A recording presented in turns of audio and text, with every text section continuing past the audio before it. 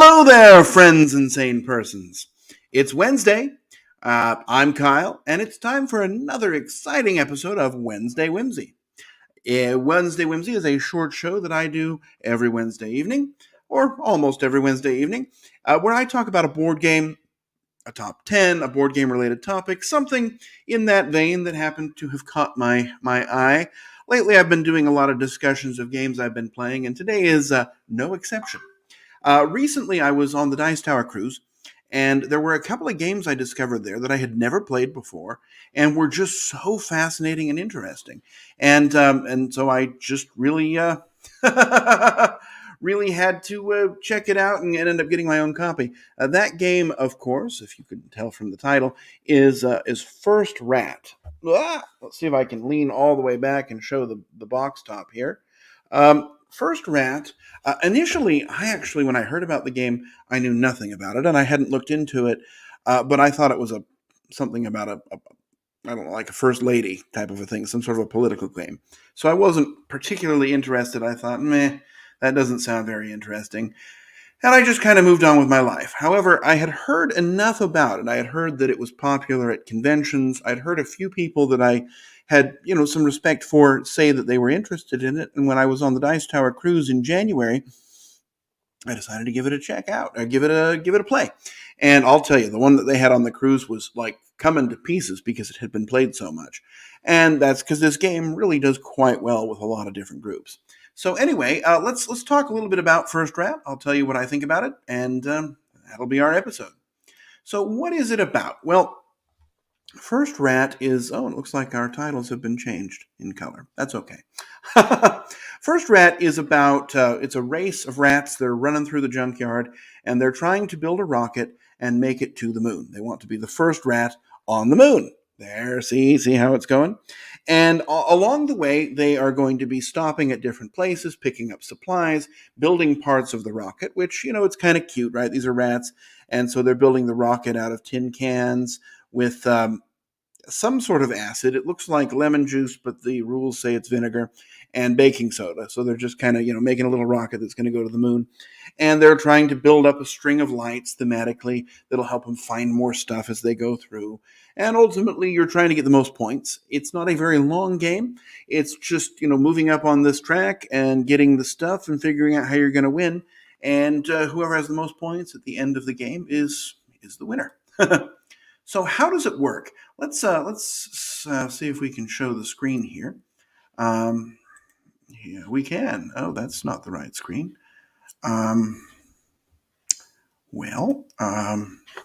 Give me just a moment here. I need to close this window because we don't want to. All right, so let's try that again. Sharing the screen, and we're going to talk about this. So you have a team of 4 rats, and the game is going to start. At the start of the game, 2 of your rats will be here in this rat nursery. Oh, I guess I haven't actually started showing it yet. There we go. Love technical difficulties. It's only like the 30th time I've done this. So how could I possibly know how? Anyway, you have 2 rats that are going to start in this starting area, and 2 that are going to start in this kind of holding pen. It's called the nursery.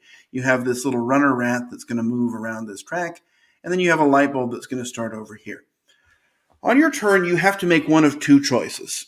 You can choose to move 1 rat, or you can choose to move more than 1 rat.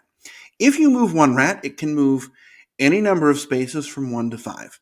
So you could go 1, 2, 3, 4, 5. There are these shortcuts. If you have the appropriate resource, you can cross through the shortcut and get farther. Generally, the spaces that are farther along are going to give you better benefits. So you move. If you land on somebody's space, you have to pay them 1 cheese. If you can't, there's a penalty cheese you can take, which is basically a loan. And it costs you 2 points, though. And then you're going to get whatever it gives you. So, for example, if I am on this space, I'm going to get 1 cheese. If I'm here, I get 1 can of this lemon juice / acid / vinegar or a baking soda. If you go to one of these blue spaces, you're going to move this little light bulb thing along this light string. And when you go to these spaces in the future, for example, if my light string had gotten to this space, I would be able to get an extra cheese. Then the white spaces are apples, and apples or apple cores are going to move your your rat along here. Every time I say apple core in this game, I think of that Charlotte's Web movie, right? You know, the one with Paul Lynde as Templeton the rat, where he was singing. It was the fair was a veritable smorgasbord. Anyway, that's neither here nor there. But anyway, so you're going to move your little rat around here. When you get to one of these branches, you can make a choice. You can either go up and end your journey and get some sort of bonus, or you can keep going along. And if you make it all the way to the end, you get to put one of your cubes out here, which will get you end game points. These ones over here, these comics, are going to be special abilities. If you go through this little branch here, you're going to get to take one of your rats out of this nursery or rat jail, or however you want to call it, and add it to the start. So, those are just the bonuses you'll get. Now, the other option you have is you can move as many rats as you like. If you do so, though, there are two kind of restrictions. One, each rat can only move up to 3 spaces. And two, the rats have to land on spaces that are the same color. So, for example, if I had a rat here at the start of my turn on this orange space, and I had another rat here at the start, I could move this one 1, 2 to the cheese, and then this one 1, 2 to the cheese. I could not move this one 1, 2, 3 to the apple core because those aren't the same color.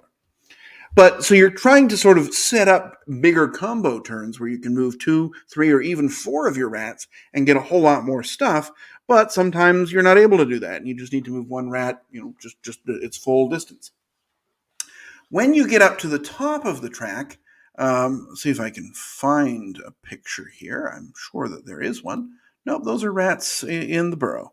Well, when you get up to the top of the track, here we have this. It's a little bit sideways, but when you get up to the top, you're going to go onto this rocket, and you'll put your rat up there. He's all done. He's going to get you in-game points. And then you can either get a little 3-point bonus thing, or you can let another one of your rats out to get it started. Anyway, you're going to keep going until somebody has gotten 4 rats to the end, or you have these little cubes you're putting out throughout the game for points. And after you've placed 8 of them on the board, then that will also trigger the end of the game. Add up your points. Whoever has the most is the winner. There's a couple of other things to it, right? I mean, there are 3 little stores here. If you go to a store, you can spend cheese to buy some kind of a bonus. These backpacks give you more stuff when you stop on certain color spaces. These energy drinks let you double your income for that turn.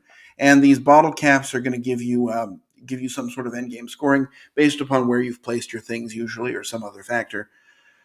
You can also steal them, but that sends your rat back to start. Anyway, you can also, this random crap you're collecting, these cans and these boxes and stuff, you can use them. There are these little, essentially contracts you're fulfilling, but there's somebody's hands. Hello, hands. But you can kind of see up here, for example, you can turn in 2 of the baking sodas and 5 of this can of acid or vinegar or lemon juice or whatever it is, and you can essentially put a cube out there. So there's little things you're trying to fulfill as well. But you do all that, and the game ends, and whoever has the most points is the winner. It's that simple. So let's talk about what makes the game special, because the game actually is pretty special. This game, one thing about it, this is the easiest game to teach and play. There are no complicated rules. Okay, maybe sometimes for whatever reason, when you explain that your rats can move 1 to 3 spaces, people think that's 3 spaces total, so one can move 2 and one can move 1. But you explain that a couple of times, demonstrate it, it's over. I mean, and then sort of the idea of having to end on the same color, that can cause a little bit of cognitive rebellion, because it's sometimes difficult to set up. But you never have to, right? You can just move your one rat. I mean, you can move the rat all the way to the end very quickly and get a whole bunch of good stuff and lots of points. So, but just everything about the game, other than a couple of minor rules that aren't even that hard, is just very easy to pick up.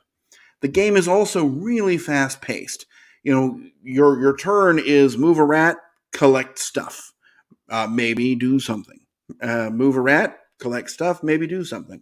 It's just like that. It's really snappy turns, and even if you're puzzling out how to do it best, there's really only 5 choices if you move one rat. And most people won't have 4 out at a time. You have to really try to do that. So, maybe there's just a few more choices. But even people who have trouble making decisions aren't going to have that much trouble in this game. It's just very fast. Another thing, the theme, right? Ultimately, it's not that strong, except that it is. everything about this game is lovingly designed to keep this theme really very alive. The artwork is sort of a junkyard. All of the components are, these little comic books, and they've got comic book print on the back, and then the special ability on the front. The backpacks, all of the little items and goods and resources you're collecting, everything is well lovingly designed. It's like somebody said, we are going to make a game about rats going to the moon. And they really were very, very consistent with it. And there's nothing in here that really takes you out of the theme, except maybe the cubes. I mean, the cubes are just cubes. But other than that, it's the theme really surprisingly comes across well here. Um, so it's fast paced, it's easy to learn, nice theme. The components are really nice. Another thing I didn't show is, so there's this sort of lineup, this row that you've got, but on the other side of the board, you can put out, the game comes with all the pieces to make a custom board and instructions to do so. So if you find people are doing the same thing every time, you can switch it up a little bit, make the different tracks worth different amounts of points, put things in different places. It ends up being really easy to kind of set up a custom experience. I've actually not done it, right? I've read the rules and I can see how it would work, but I've just played with the base side and I've not been bored. But you definitely could do that. Um, it has a solo mode. I've tried the solo mode. The solo mode is pretty straightforward. I mean, there were a couple of things in the rules that took me a little bit to figure out, but basically you flip over a card and it moves this simulated player's rats. He starts with four of them. His name's Greg. Whatever. Um, four rats on the board, and then you move the one. It'll tell you the one in first place moves this many spaces. Second place moves that many spaces. Nothing else to worry about. You're just trying to beat the score. It will occasionally take spots and put tokens out, but it's just a very easy to implement solo that doesn't take that long to set up.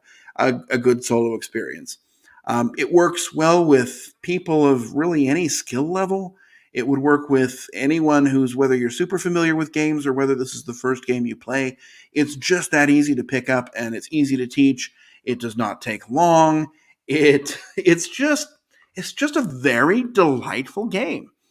I don't really know much more I can say than that, but it just really feels like both nothing else you've ever tried and also the most familiar experience you can imagine. And the way that it's able to sort of exist in both worlds is really quite admirable. So, where's the but? Honestly, I mean, you might not like this game. I mean, some people might not like it. I've not met that person yet, but there's really nothing wrong with this. It can be a little bit maybe difficult to figure out your strategy your first time or two, but that's it. I mean, there's even, I guess this is back to special. Let me go back to special. There are a bunch of different things you can try, right? You can play a game where you try and just build all the rocket parts, and you can win that way. You can play a game where you ignore the rocket altogether and just move your rats up as quickly as possible to try and rush the end game and get points. You can win that way. You can collect all the special abilities and maximize every turns and win that way. You can move this light bulb thing up so that every turn is going to get you a bunch of resources, and then the last turn or two you're able to kind of just put out everything. I mean, there are so many things you can do, and I feel like they're all balanced. I've played the game and won, or seen somebody win using all of those different strategies. So where's the but? I mean, it might not sound very exciting. Maybe the thought of rats going to the moon isn't very exciting. I don't know. I guess another maybe but is the game doesn't have a lot of highs, right? It doesn't have a lot of really exciting moments where you're like, okay, don't take my turn, don't do that, don't interfere with me.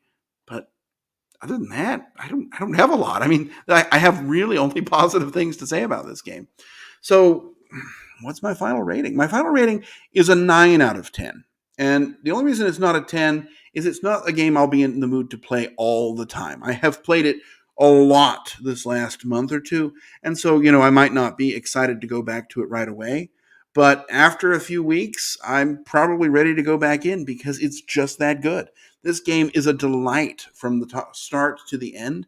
And honestly, it's rare for me to say this, but there's almost no one I would not recommend this game to. I mean, if you love heavy Euro games, I mean, you could play this like one, right? I mean, you're collecting resources, building stuff. If you're a light family gamer, this is pretty easy stuff that'll work for everybody.